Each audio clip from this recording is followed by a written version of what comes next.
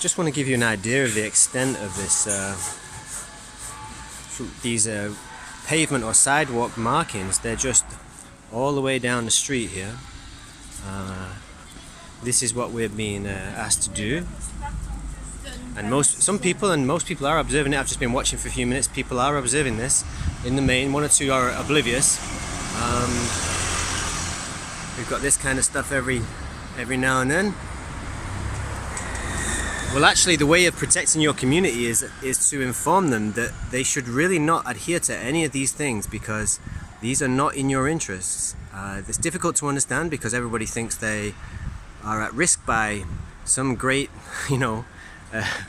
windmilling virus that if I walk this way down the street, will attack me.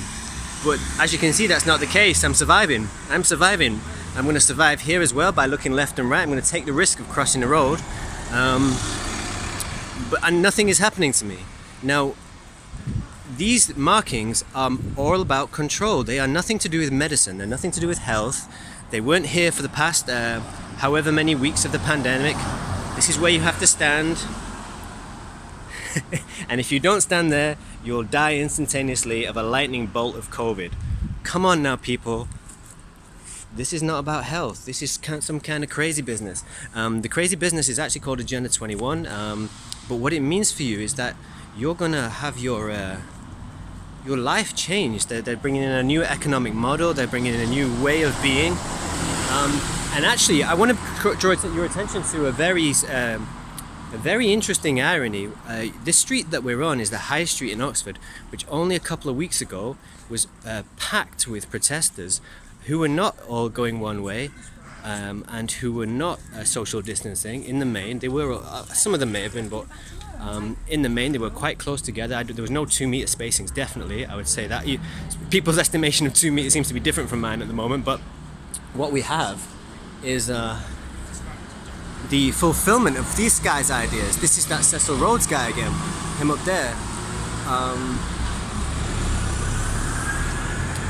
He believed in a different class of people, and he wanted to change the world.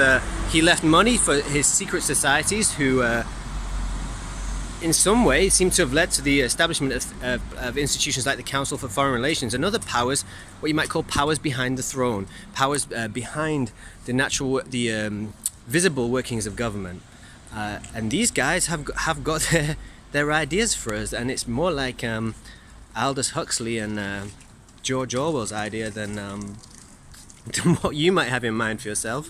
And the reason those guys knew people like Huxley and Orwell is because people like Julian Huxley, Aldous' brother, was heavily involved in the shaping of these plans. There was all kinds of people, from Thomas Edison to George Bernard Shaw, who were eugenicists, who believed in a different class of human being. And that superior class of human being, they think, has some kind of responsibility to shape our world, to keep us at the bottom, so for their benefit, but not for your benefit. This craziness is all the way through the street. I know that a lot of people won't think that's a big deal. They'll just think, oh, that's no big deal. I can walk the right way if it stops me getting run over by a snowball of COVID. But that's really not what it's about. You might be happy to wear your mask because if it saves a couple of people getting ill, then I'm going to be happy about that. But I am telling you that, and it should be self-evident. I mean, it doesn't matter what I say, really. You could figure it out for yourself, whether if you today you have to wear a mask, yesterday you didn't have to wear a mask on public transport, and today you have to work on different sides of the road. It should be self-evident. That's nothing to do nothing to do with medicine, because otherwise we'd been doing it all along. And even just in basic logic, if you're out in the open air and you're walking one way or the other, it really doesn't make a difference to whether you contract the disease, as I am showing you, because I am surviving.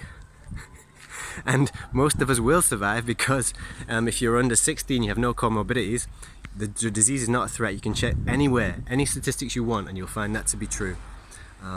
It's interesting that this area hasn't been defaced.